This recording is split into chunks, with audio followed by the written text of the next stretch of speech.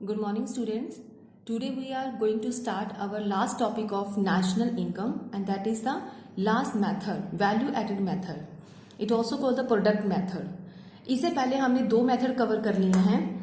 Income method क्या होता है और एक्सपेंडिचर मेथड. इनकम मेथड के अंदर हमने किया था कि जब हम पूरी इकोनॉमी की, होल इकोनॉमी की, अगर हम इनकम को काउंट करते हैं और there was 4 factor in our economy, तो उन्हीं में से हमने जब प्लस किया सभी इनकम्स को, तो हमारे पास क्या निकलता है, नेशनल इनकम के पॉइंट तक हम पहुंचते हैं. सेकंड क्या था, एक्सपेंडिचर मेथड. एक्सपेंडिचर मेथड का मतलब कि जब हम इकोनॉमी सिर्फ खर्चों को देखते हैं, 4 सेक्टर इकोनॉमी हमारी है, उनमें सब में जितने जितने एक्सपेंडिचर्स हुए हैं अगर उनको काउंट कर लेते हैं. एक्सपेंडिचर मीन्स क्योंकि जब हम कहीं पे भी खर्चा करते हैं तो वो किसी की और के पास जाता है तो वो उसकी इनकम बन जाता है. ठीक है, सेकेंड पर्सन के लिए वो इनकम है. तो इसीलिए हम क्या करते हैं कि एक्सपेंडिचर मेथड के थ्रू भी नेशनल इनकम पता कर सकते हैं. थर्ड वन हमारा मेथड है वैल्यू एडेड मेथड, जिसको हम प्रोडक्ट भी कहते हैं. प्रोडक्ट मेथड मतलब हम अपनी इकोनॉमी के अंदर जितनी भी प्रोडक्शन हुई है उन सभी प्रोडक्ट की वैल्यू को अगर हम एडिशन कर लेंगे तो हम नेशनल इनकम के पॉइंट तक पहुंच जाते हैं. कैसे? क्योंकि हमें पता है कि जितना भी प्रोडक्ट हम बनाएंगे इकोनॉमी के अंदर वो प्रोडक्ट हम सेल करेंगे, और सेल करके क्या आता है हमारे पास, इनकम, यानी कि पैसा. इट मीन्स प्रोडक्शन क्या हो गया, आउटपुट, और output equal to GDP and GDP equal to Y. Y means income, income मतलब national income. Is it clear? तो अब हम करते हैं कि प्रोडक्ट मेथड के लिए हमें किसको प्लस करना पड़ेगा, क्या चीज हम कलेक्ट करेंगे कि हम नेशनल इनकम के पॉइंट तक पहुंच सकें. फर्स्ट वन, इसके जो हमारा फॉर्मूला है उसमें क्या चीज लिखी है वो रीड कर ले. Gross value added by all the producing enterprises within the domestic territory of a country during the period of 1 year. एक टाइम पीरियड होता है, पूरा 1 साल हमारे पास होता है काउंटिंग पीरियड. उस अकाउंटिंग पीरियड के अंदर हमारे जो डोमेस्टिक टेरिटरी है उसके अंदर जितनी भी ऑल प्रोड्यूसिंग एंटरप्राइजेज, यानी कि एंटरप्राइजेस के द्वारा जो भी गुड्स प्रोड्यूस की गई हैं, जीडीपी जो बनाया गया है, अगर उनको हम प्लस कर लेते हैं तो वो क्या हो जाता है, यानी कि टोटल प्रोडक्ट हमें समझ में आ गया. सभी प्रोड्यूसिंग यूनिट्स के द्वारा, यानी कि सभी प्रोड्यूसिंग एंटरप्राइजेस के द्वारा जो उन्होंने तैयार किया है, तो उसको हम क्या कह सकते हैं, सारा प्रोडक्ट आ गया तो दैट इज कॉल्ड जीडीपी. ठीक है. और एक साथ में लिखा है market value of the final goods and services produce in the economy during the period of 1 year. एक साल के अंदर अकाउंटिंग पीरियड को ध्यान में रखते हुए जितनी भी फाइनल गुड्स और सर्विसेज हमने बनाई है उनकी वैल्यू को प्लस कर दो, तो वो भी क्या बन जाता है, वो समझ में आ गया कितना प्रोडक्शन हुआ है. फाइनल गुड्स को अगर हमने जोड़ लिया, उनकी वैल्यू को प्लस किया. फाइनल ही क्यों बोला है, क्योंकि इंटरमीडिएट गुड्स को हम डायरेक्टली कंज्यूमर तक नहीं पहुंचाते हैं. ठीक है, तो फाइनल गुड्स ही जाती है. तो जितनी गुड्स हमारे कंज्यूमर तक जाती है, यूज होने के लिए जा रही है, इट मीन्स जो इसको खरीदेंगे उस पर खर्चा करेंगे और वही खर्चा किसी की इनकम बनेगा. तो हमने प्रोडक्ट को उठाना है, उसकी मार्केट वैल्यू को प्लस करेंगे तो क्या बन जाएगा, जीडीपी एमपी. अब यहाँ पे हमने जीडीपी ही लेना है. क्यों? क्योंकि हम यहाँ पे गुड्स की बात कर रहे हैं, सर्विसेज की बात कर रहे हैं, total goods and services which are producing in our economy. ठीक है, तो वो क्या हो गया हमारा जीडीपी, यानी कि प्रोडक्ट आउटपुट. तो आउटपुट को हमने एमपी के ऊपर क्यों लिया है, क्योंकि जब भी हम चीज बनाते हैं उसको हम मार्केट प्राइस के ऊपर ही सेल करते हैं. तो प्रोडक्ट जो होता है वो कंप्लीट तभी मानता है जब उसकी पूरी वैल्यू हमारे सामने आती है. ठीक है, जीडीपी को हमने फैक्टर कॉस्ट के साथ साथ जो भी टैक्स सरकार ने लगाने हैं, गवर्नमेंट ने लगाने हैं, वो भी इंक्लूड कर दें तो वो क्या बन जाता है, मार्केट प्राइस. तो इसी के बिहाफ के ऊपर हमें क्या पता चलता है, नेशनल इनकम का पॉइंट कंप्लीट मिलता है हमें आगे जाके. तो अब हम एक एग्जांपल लेते हैं इसी सभी जो टर्म्स को समझने के लिए जो हमने ऊपर नोट डाउन करी है. फर्स्ट हम लेते हैं कि एग्जांपल है कि यहाँ पे हमने प्रोड्यूसिंग एंटरप्राइजेज लिए हैं, फार्मर लिया है, फ्लोर मिल लिया है, बेकर लिया है और शॉपकीपर. ये 4 तरह के प्रोड्यूसर्स हमने लिए हैं जो कि माल को ट्रांसफर करते हैं, बनाते हैं, आगे जो है वो बेचते हैं. ठीक है, तो इसके अकॉर्डिंगली हम क्या ले रहे हैं, एक चीज लेते हैं सबसे पहले कि अगर फार्मर जो है वो क्या बनाता है कि अपनी एक चीज बनाता है जिसको हम कहते हैं वीट. अगर उसने वीट तैयार किया और उस वीट की वैल्यू कितनी है, 400. ठीक है, 400 रुपीज हम उसकी वीट की वैल्यू लेते हैं. तो अगर वो वीट जो है वो आगे किसी को देगा, ठीक है, तो वो जो वीट है वो उसने फ्लोर मिल को दे दिया. किसके लिए, फ्लोर बनाने के लिए. ठीक है, एक फ्लोर मिल को दे दिया आटा बनाने के लिए. तो जब ये फ्लोर मिल के पास गया तो फ्लोर मिल के लिए वो अनाज, वो वीट क्या हो गया, एक तरह की इंटरमीडिएट गुड होगी. ठीक है, वो इंटरमीडिएट गुड्स का इस्तेमाल किया, मशीनों के ऊपर उसको पीस के जो भी उसको ग्राइंड कर दिया, तो उससे वो क्या बन गया, आटा, यानी कि फ्लोर तैयार हो गया। उसने अपने फ्लोर की वैल्यू रख दी 600 रुपीज। क्लियर। अब वो जो 600 रुपीज जो है वैल्यू है, वो आटे की वैल्यू है, फ्लोर की वैल्यू है। अब फ्लोर मिल ने क्या किया, आटे को किसको दे दिया, फ्लोर बेकर को दे दिया बेक करने के लिए, चाहे वो उसे बिस्किट बनाएगा, चाहे वो उसे कुछ अदर आइटम प्रोड्यूस करेगा, जैसे कि ब्रेड उसने बेक कर दिए। तो फ्लोर मिल ने किसको दे दिया, बेकर को। बेकर के लिए वो क्या है, जो 600 की वैल्यू है, यानी कि जो आटा है वो अभी तक इंटरमीडिएट गुड है। यहाँ पे मैंने ऊपर लिखा है कॉस्ट ऑफ इंटरमीडिएट गुड। ये 600 उसके लिए क्या है, जस्ट एक तरह का इंटरमीडिएट है। इंटरमीडिएट को वो क्या करेगा, रेडी करेगा, प्रोसेसिंग करेगा, उससे क्या बनाएगा, ब्रेड रेडी करेगा। उसने जो ब्रेड की कीमत अपनी तरफ से लगाई है वो उसने डिसाइड कर लिया 800 रुपीज। सिमिलर अब वो बेकर ने ब्रेड किसको बेच दी, शॉपकीपर को। तो शॉपकीपर ने जब उसको खरीदा, शॉपकीपर के लिए वो क्या है, जस्ट एक इंटरमीडिएट कंसेप्ट है। क्यों, क्योंकि वो उसने खुद कंज्यूम नहीं करना। हमने ये कंसेप्ट किया था कि कोई भी चीज जो अभी प्रोड्यूसिंग हो रही है, कोई भी ऐसी चीज जो अभी एक सेलर के द्वारा दूसरे को दे दी गई है, तब भी वो इंटरमीडिएट है, जब तक वो फाइनल कंज्यूमर तक नहीं पहुंच जाती, उसके एंड यूज तक नहीं पहुंच जाती। क्लियर। तो ये भी क्या है, एक इंटरमीडिएट। तो शॉपकीपर के लिए 800 रुपीज का जो वो ब्रेड लेके आया वो क्या है, एक इंटरमीडिएट प्रोडक्ट है। अब उसमें वो अपना भी मुनाफा, अपना प्रॉफिट लगा के उसने ये चीज कितने में आगे ट्रांसफर करनी है कंज्यूमर को, 900 रुपीज में। क्लियर। ये हमने एक कंसेप्ट लिखा है।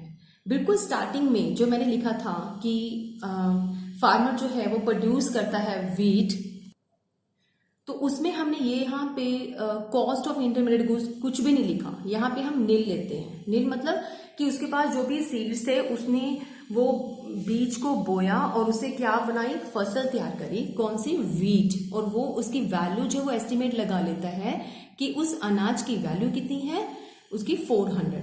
तो उसने जो भी सीड्स दिए हैं वो हम कहते हैं कि बहुत माइनर सी वैल्यू है, उसको हम कंसीडर नहीं कर रहे हैं। यहाँ पे हमने सिर्फ इतना ले लिया कि उसके ज्यादा खर्चा नहीं आया है बीज बोने में, तो उसकी कोई इंटरमीडिएट कॉस्ट नहीं है। और यहाँ पे जब उसने रेडी किया मटेरियल, तो वो 400 रुपीज का अनाज उसके जो फार्म है उसके ऊपर से उसने प्रोड्यूस कर दिया और उसने ट्रांसफर किया फ्लोर मिल को। फ्लोर मिल ने उसका आटा बना के उसका रेट बता दिया मार्केट में 600 रुपया, और 600 रुपए का रेट जो है वो बेकर ने एक्सेप्ट किया। बेकर ने वो सारा आटा जो है, फ्लोर जो है वो खरीदा और उससे उसने ब्रेड तैयार करी। और ब्रेड जो है वो किसने एक्सेप्ट करी, दुकानदार ने। और उसने 800 में से 100 अपना मार्जिन बीच में लगा के वैल्यू एडिशन करके 900 की उसकी चीज की कीमत बता दी। इट मीन्स अब ये 900 क्या है, 900 वो कीमत है जो कि एक चीज की वैल्यू है, जो कि एक प्रोड्यूसर के द्वारा या एक दुकानदार के द्वारा फाइनली एक कंज्यूमर को सेल करना है। राइट। अब मैंने यहाँ पे लिखा है वैल्यू एडेड। वैल्यू एडेड को डिफरेंस हम निकाल के रखेंगे, क्योंकि जब भी एक चीज किसी दूसरे पर्सन के पास ट्रांसफर होती है तो हर बार उसका रेट जो है वो बदलता है। ठीक है। पहली बार हमने देखा था कि वीट जो था वो कितने का था, जो कि एक प्रोड्यूसर ने प्रोड्यूस किया था, वो 400 का था। यानी कि हमारी इकोनॉमी के अंदर एक चीज रेडी होगी और वो है अनाज। अनाज का दाम कितना है, 400। तो हमने एक वैल्यू ऐड कर ली अपनी इकोनॉमी के अंदर। सेम उसके बाद फ्लोर मिल के पास गया तो वो अनाज बन गया, खाने के लिए आटा बन गया, रेडी हो गया। जब ये 400 का बिका तो उसने उसका रेट आटे का कितना बताया, 600। 400 उसने उस चीज को लाने में, अनाज लाने में, वीट लाने में उसने खर्चा किया। इट मीन्स वो उसकी इंटरमीडिएट कॉस्ट थी। अब उसने अपना भी बीच में लगा के 600 का उसको आगे बेचना है, तो इट मीन्स कितनी वैल्यू एडिशन कर दी, 200। क्लियर। इसके बाद जब बेकर के पास गया ब्रेड बनने के लिए, अब तीसरा कंसेप्ट क्या है कि उसने जो था फ्लोर 600 पे खरीदा और रेडी करने के टाइम पे जो भी उसका मटेरियल लगा उसने 800 उसका रेट बता दिया। ठीक है। तो इसमें कितनी वैल्यू एडिशन होगी, 200 की। सिमिलर जब वो ब्रेड सेल करने के लिए शॉपकीपर के पास गया तो शॉपकीपर ने भी अपना मार्जिन उसमें बता के 900 की उसको आगे सेल कर लिया। उसने भी कितना एडिशन कर दिया, 100। ठीक है। ये जो सारे हमने यहाँ पे वैल्यू एडिशन बोले हैं, ये एक आइटम को आगे के आगे जब हम किसी भी नए नए फॉर्म में शिफ्ट कर रहे हैं, एक एंड यूज तक पहुंचने तक जब भी वो आगे के आगे ट्रांसफर होता है उतनी बार उसकी वैल्यू जो है वो एडिशन होती रहती है। ठीक है। तो अब यहाँ पे हम नोट कर रहे हैं ये 900 हो गया, इसको हम बोलते हैं वैल्यू एडेड, यानी कि उस ब्रेड की जो वैल्यू एडेड है वो कितनी है, कितनी बार उसको हमने प्लस प्लस करके लास्ट मोमेंट तक पहुंचाया जो यहाँ पे उसका एंड यूज होने वाला था, तो वो कितनी बार उसकी एडिशन हुई है, 900 उसकी वैल्यू एडिशन हुई है। यहाँ पे भी 900 निकला है, यहाँ पे भी हमारे पास 900 निकला है। तो ये आपके दो मेथड्स बन गए हैं इस एग्जाम्पल को लेके। वो दो मेथड कौन से हैं, मैं यहाँ पे इसका नेम नोट कर रही हूँ। फर्स्ट है हमारा फिक्स फाइनल आउटपुट मेथड, ये जो हमारा निकला है that is final output method. या तो आप इस तरीके से निकालो कि आपको सिर्फ और सिर्फ क्या करना है, आइटम को लिखना है कि कितने की वो आगे ट्रांसफर कर रहे हैं। ठीक है, 400 है, इसमें इंटरमीडिएट गुड्स को हम क्या कर देते हैं, टोटली इग्नोर कर देते हैं। whenever you want to accept final output method to calculate the national income then avoid the intermediate concept। ठीक है, जब वैल्यू ऑफ आउटपुट निकालें सिंपल लिखेंगे कि फार्मर ने 400 रुपए की चीज का रेट उसकी वैल्यू डिसाइड कर ली, और फ्लोर मिल ने क्या किया, अपने आटे का दाम कितना डिसाइड कर लिया, 600, नेक्स्ट वन 800 और लास्ट वाले ने 900।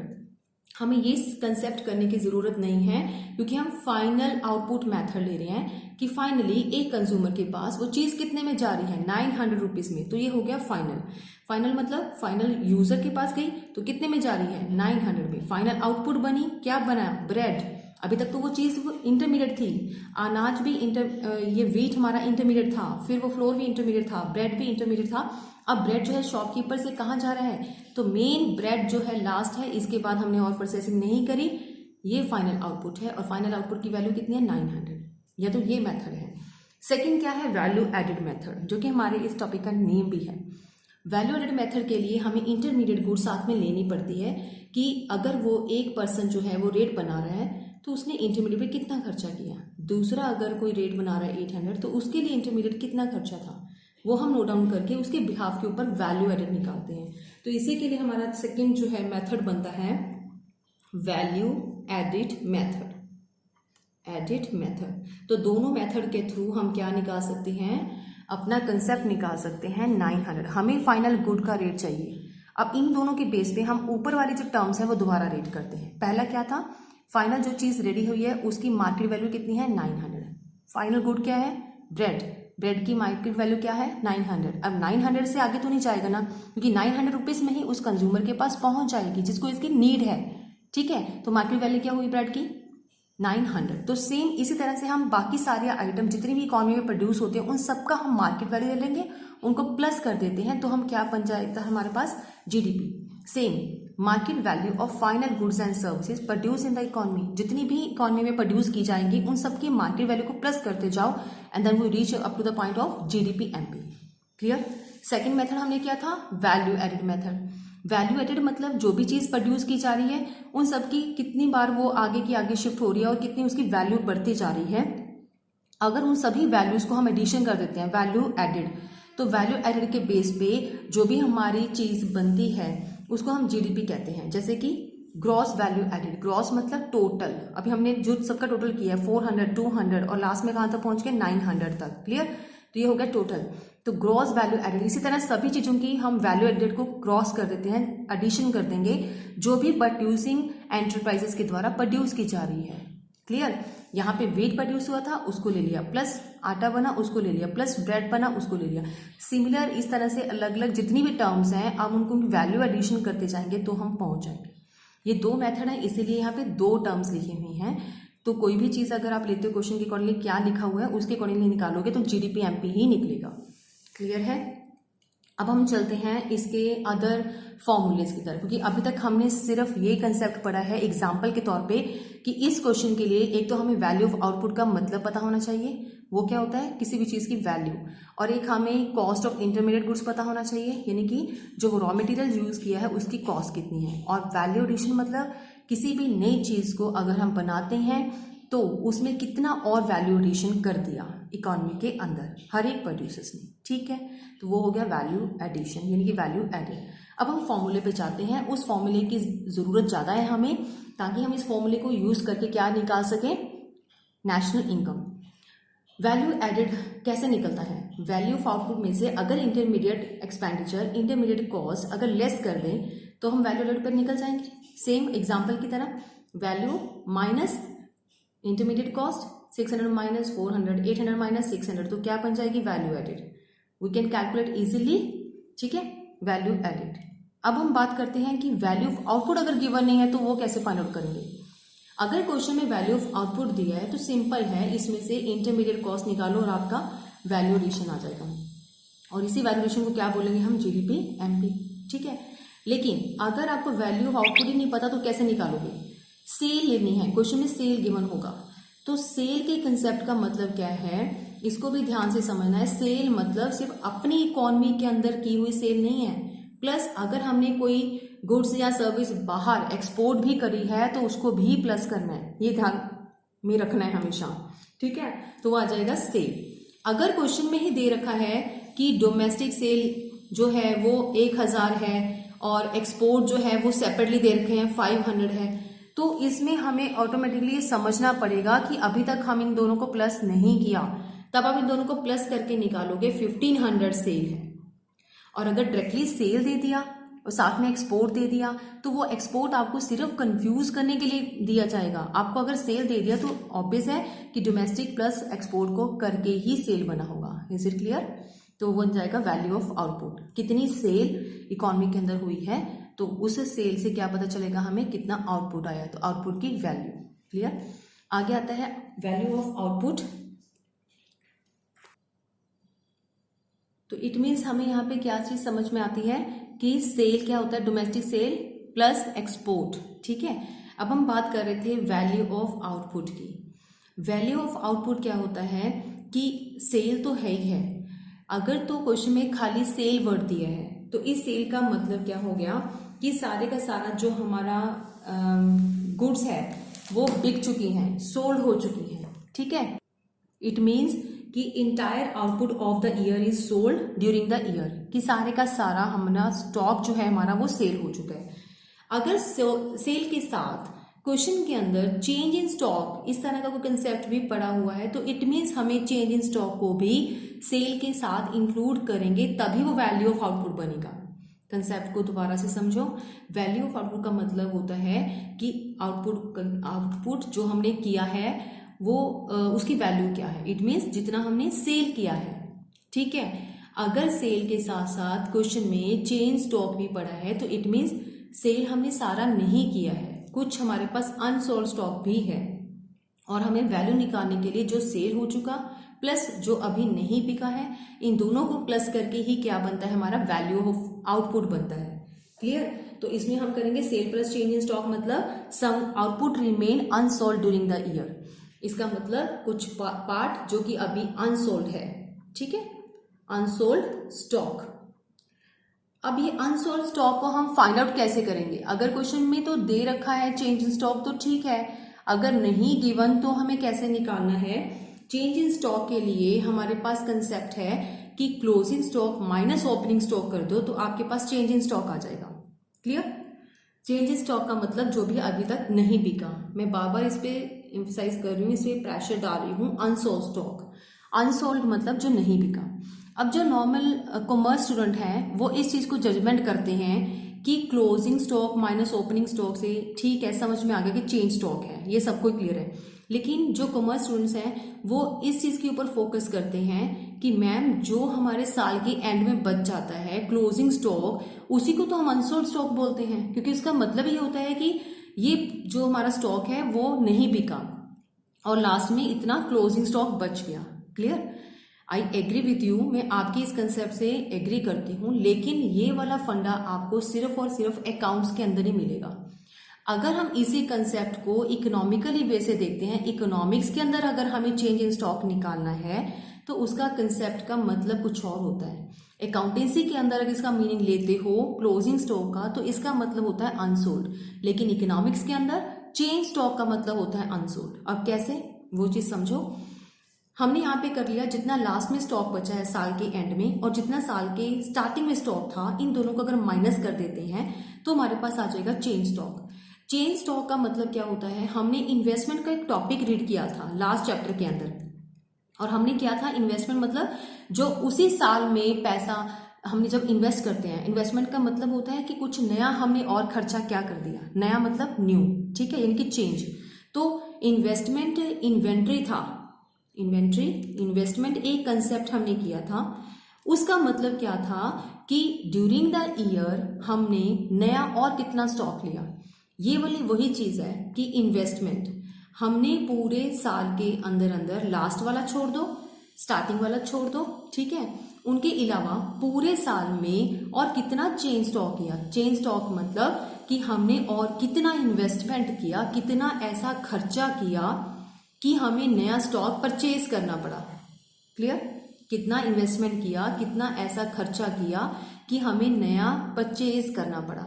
और वो जो परचेज किया है वो हमारे लिए क्या है, अभी तक अनसोल्ड है। अब अनसोल्ड क्यों कहा गया उसको? पहले हम क्या करते हैं, जितना भी पुराना स्टॉक है उसको बेचते हैं। क्लियर? उसके बाद परचेज किया हुआ जो स्टॉक है वो हम क्यों लेते हैं, एक्स्ट्रा हमने परचेज कर लिया या मैन्युफैक्चरिंग कर लिया, मैन्युफैक्चर कर लिया। वो मैन्युफैक्चर्ड हम क्यों करते हैं? क्योंकि हमें वो स्टॉक अपने पास थोड़ा सा रखना पड़ता है। किस पर्पज से रखना पड़ता है? ताकि इन फ्यूचर के अंदर हमारी जो डिमांड है उसको, अगर हमें एक्सेस डिमांड हो जाए तो उसको कवर करने के लिए हमारे पास एक्स्ट्रा में स्टॉक पड़ा होना चाहिए। इसीलिए जो हम चेंज इन स्टॉक करते हैं, जो एक्स्ट्रा खर्चा हम करते हैं ड्यूरिंग द ईयर, वो इसी चीज के लिए किया जाता है कि अगर या तो मैन्युफैक्चरिंग करके या बाहर से मंगवा के हम उसको रखते हैं एक्स्ट्रा से, ठीक है, वो इन्वेस्टमेंट अलग से कहलाती है हमारी चेंज इन स्टॉक। अब ये वाला जो स्टॉक हमने बनाया है दैट इज अनसोल्ड, अभी तक नहीं बिका, ठीक है। कई बार डिमांड के अकॉर्डिंगली हमें एक्स्ट्रा स्टॉक रख से रखना पड़ता है। अगर तो डिमांड हमारी नॉर्मल है तो सारे का सारा स्टॉक हमारा सेल हो जाता है। क्लियर? अगर हमारे पास क्या होता है कि डिमांड ओवर हो ना जाए, इस चक्कर में हमें एक्स्ट्रा भी बना के रखना पड़ता है। इसके लिए हम एक्स्ट्रा खर्चा भी करते हैं, एक्स्ट्रा इन्वेस्टमेंट भी करते हैं, तो उसको हम बोलते हैं change in stock during the year. It means unsold stock which will retain in our producing sector, ठीक है। तो आगे हम बात करते हैं, वैल्यू ऑफ आउटपुट हो गया, सेल हो गया, चेंज इन स्टॉक हो गया, चेंज इन स्टॉक निकालना कैसे है ये हो गया। अब हम चलते हैं प्रैक्टिकल क्वेश्चन के ऊपर कि किस तरह के से रिलेटेड क्वेश्चन हमें आ जाएंगे। एक कंसेप्ट इंटरमीडिएट गुड्स, क्वेश्चन पे जाने से पहले इंटरमीडिएट गुड्स का कंसेप्ट भी हम यहाँ पे करते हैं दोबारा। Intermediate cost, intermediate cost, intermediate खर्चा मतलब जितना हमने परचेज किया है, ठीक है, रॉ मटेरियल वगैरह जो भी, तो हम लिखते हैं domestic purchase, domestic purchase plus import. अगर क्वेश्चन में ये दोनों कंसेप्ट सेपरेट दिए हुए हैं तो आपको ये पता होना चाहिए कि डोमेस्टिक परचेज जितना हमने परचेज किया, परचेज किसके लिए किया, क्योंकि हम उस पर प्रोसेसिंग करेंगे, उसको हम इस तरीके से प्रोसेस करके आइटम बनाएंगे, फाइनल गुड बनाएंगे ताकि हम सेल कर सकें, ठीक है। तो जितना भी हमने परचेज किया प्लस जितना हमने बाहर से इम्पोर्ट करवाया, या तो अपनी ही कंट्री में परचेज किया या बाहर से इम्पोर्ट कराया, दोनों को प्लस करके ही हमारा इंटरमीडिएट कंजम्पशन बनता है, या इंटरमीडिएट क्या बनता है, हमारा कॉस्ट बनता है। क्लियर? इसको भी ध्यान में रखना जब हम क्वेश्चंस के ऊपर जाते हैं प्रैक्टिकल क्वेश्चन के लिए। अब हम एक दो प्रैक्टिकल क्वेश्चंस करते हैं। जैसे कि मैंने एक एग्जांपल ली है, इस एग्जांपल के अंदर हमें क्या निकालना है, value added by firm A and B. यहाँ पे दो फर्म का हमें गिवन है ट्रांजेक्शन्स, और उन दोनों फर्म की हमें क्या निकालनी है, वैल्यू एडेड निकालनी है, ठीक है। और एक नेक्स्ट कंसेप्ट क्या निकालना है, gross domestic product at MP, ये हमें फाइंड आउट करना है। यहाँ पे क्वेश्चन में हमें नेशनल इनकम नहीं दिया तो कोई प्रॉब्लम नहीं है, जो भी हमें कंसेप्ट दे रखा है हमें वो चीज फाइंड आउट करनी है, ठीक है। तो सबसे फर्स्ट हम क्या करते हैं कि इस क्वेश्चन में हमें gross domestic product at MP दे रखा है, तो हम निकालना है। तो आइटम क्या दे रखी है, export of firm A, import, sale, तो डिफरेंट आइटम्स गिवन है। हम यहाँ पे क्या लेते हैं, सबसे पहले value added by firm A लेंगे, value added by firm A. Clear? Value added by firm A. Firm A का जो है कंसेप्ट, उसके लिए हम क्या करेंगे, जितना भी फर्म ए की फॉर्मूला क्या है, आप सबको पता है कि वैल्यू ऑफ आउटपुट लेंगे पहले हम, अगर इसका वैल्यू एडिड निकालना है फर्स्ट फर्म का, तो वैल्यू ऑफ आउटपुट में हमें इंटरमीडिएट गुड्स को लेस करना पड़ेगा। सिंपल यही हमने किया था, ठीक है। इंटरमीडिएट गुड्स को लेस करना पड़ेगा, इंटरमीडिएट कॉस्ट को हमें इसमें से डिडक्ट करना पड़ेगा, तो फर्म ए का वैल्यू एडिड निकल आएगा। अब हम वही कर रहे हैं, फर्म ए के पास क्या क्या चीजें हैं वैल्यू ऑफ आउटपुट के लिए।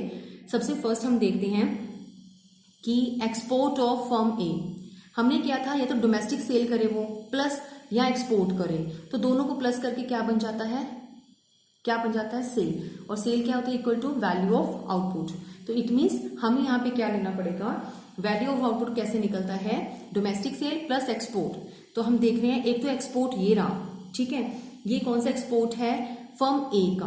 तो हम यहाँ पे लिखते हैं एक तो एक्सपोर्ट 20 प्लस इसके अलावा डोमेस्टिक में इसने सेल की है, हम चेकआउट कर लेते हैं, sale to household by firm A firm ने डोमेस्टिक यानी कि अपनी ही डोमेस्टिक टेरिटरी में सेल की है कितना, 90, ठीक है, हमने 90 ये भी ले लिया। इसके अलावा ए फर्म ने कहीं और पर भी सेल की है, sale to household, no, ये बाय फर्म बी है।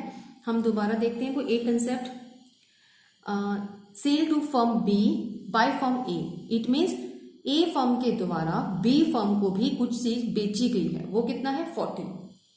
ये सभी चीजें हमने इंक्लूड कर ली, क्योंकि ये फर्म ए के जो वैल्यू ऑफ आउटपुट को कंसीडर करके बताएगा, ठीक है। बाहर इसने इतना माल बेच दिया, हाउस होल्ड सेक्टर को इसने 90 रुपीज का माल बेच दिया, और उसके बाद 40 रुपीज का जो है वो फर्म ए के द्वारा बी को भी दे दिया गया, ठीक है। तो हमने सबका प्लस कर लिया। इसके अलावा हमारी ए फर्म ने क्या क्या चीज परचेज करी है, जो भी चीज हम परचेज में लेंगे वो हो जाएगी उसकी इंटरमीडिएट कॉस्ट, क्योंकि हमने सेल जो है वो लेना है, माइनस करना है जो पहले से उसने परचेज किया है, ठीक है, और उसी को प्रोसेसिंग करके उसने क्या किया, सेल करना था। तो इंटरमीडिएट कॉस्ट क्या है, अब हम परचेजिंग को चेक करते हैं। एक तो यहाँ पे है sale to firm A by firm B, sale to firm A by firm B, यानी कि बी के द्वारा ए को कुछ चीज बेची गई थी, यानी कि ए ने परचेज कर ली, कितना, 30। इसके अलावा ए ने और क्या परचेज किया, इसके अलावा ए के पास जो कंसेप्ट है वो है import of firm A, import of firm A मतलब ये भी उसने परचेज किया। मैंने आपको अभी कंसेप्ट नहीं समझाया था कि जब इंटरमीडिएट कॉस्ट निकालनी है तो एक तो डोमेस्टिक जगह से उसने जो भी परचेज किया है प्लस किसी फर्म से परचेज किया है प्लस और जो उसने इंपोर्ट करवाया बाहर से, तो ये हमने निकाल लिया, ये इसका इंटरमीडिएट कॉस्ट है। जब इसका हम रिजल्ट निकालते हैं तो बन जाता है 70। अब यहाँ पे कुछ भी ले लो, चाहे रुपीस ले लो, अभी हम रुपीस में बात कर रहे हैं, लाख करोड़ जितना भी है वो चीज हम लेते हैं इस क्वेश्चन में, अभी मैंने रुपीस में इसमें कंसीडर किया है। अब हम करते हैं value added by the firm B, value added by firm B, same हमने वैल्यू ऑफ आउटपुट इसकी भी निकालनी है और उसमें से इंटरमीडिएट कॉस्ट को हम लेस कर देंगे तो उस सेकंड फर्म का क्या निकल आएगा, हमारे पास वैल्यू एडिशन निकल आएगा, ठीक है। वैल्यू एडिशन क्या है, इसके लिए हम क्या करेंगे, वैल्यू ऑफ आउटपुट चेकआउट कर लें। सबसे पहले बी फर्म ने क्या क्या चीज मार्केट में सेल करी है, तो यहां पे आता है, एक तो बी फर्म ने ए फर्म को 30 रुपीज का माल जो था वो सेल किया था, ठीक है, प्लस इसके अलावा इस फर्म ने और किसको बेचा है, यहाँ पे sale to household by B firm, B firm ने आम सोसाइटी को, लोगों को भी उसने 60 रुपीज की सेल करी है, बाहर कहीं पे भी इसने एक्सपोर्ट नहीं किया। पूरी टर्म्स को नोट डाउन करें तो इट मीन्स ये टोटल इसकी सेल होगी, सेल यानी कि वैल्यू ऑफ आउटपुट माइनस क्या करेंगे इसमें, इंटरमीडिएट कॉस्ट। इंटरमीडिएट कॉस्ट क्या है, इसकी इंटरमीडिएट कॉस्ट है sale to firm B by firm A, A firm ने किसको दिया था, बी फर्म को कुछ बेचा था, तो यानी कि बी फर्म ने क्या किया उस टाइम, खरीद लिया, कितना, 40। इसके अलावा और कोई आइटम नहीं है जो हम इंटरमीडिएट कॉस्ट में कंसीडर करेंगे बी फर्म की, तो इसको हम सॉल्व कर लेते हैं और ये निकल जाता है 50 रुपीज। ये हमने सिर्फ वैल्यू एडिशन निकाले, अभी तक हम किसी नेशनल इनकम के पॉइंट पे नहीं गए हैं, ना ही मैंने फॉर्मूले में आपको समझाया है अभी कि नेशनल इनकम कैसे बनेगा, अभी सिर्फ वैल्यू एडिशन आपको बताया है। वैल्यू एडिशन की ही एग्जाम्पल ली हमने, ये हमने निकाल लिया। क्वेश्चन में हमें यही चीज पूछी थी, एक तो फर्स्ट की वैल्यू एडिशन दोनों फर्म का निकालना है और नेक्स्ट क्या पूछता है, डोमेस्टिक प्रोडक्ट निकालना है, यानी कि जीडीपी निकालनी है एमपी के ऊपर। अब हम यहाँ पे लिखते हैं जीडीपी एमपी। मैंने आपको बोला था कि जितनी भी इकोनॉमी में फर्म्स होंगी उन सबको प्लस कर दो, उनके द्वारा बनाए हुए प्रोडक्ट को प्लस कर दो। हाँ, बस इंटरमीडिएट कॉस्ट को लेस करके जो भी बाकी बचते हैं उन सभी वैल्यूज को हम क्या बोलते हैं, वैल्यू एडेड। और इन्हीं वैल्यू एडेड का सम करते जाएंगे, प्लस करते जाएंगे, तो वो क्या बन जाता है, जीडीपी।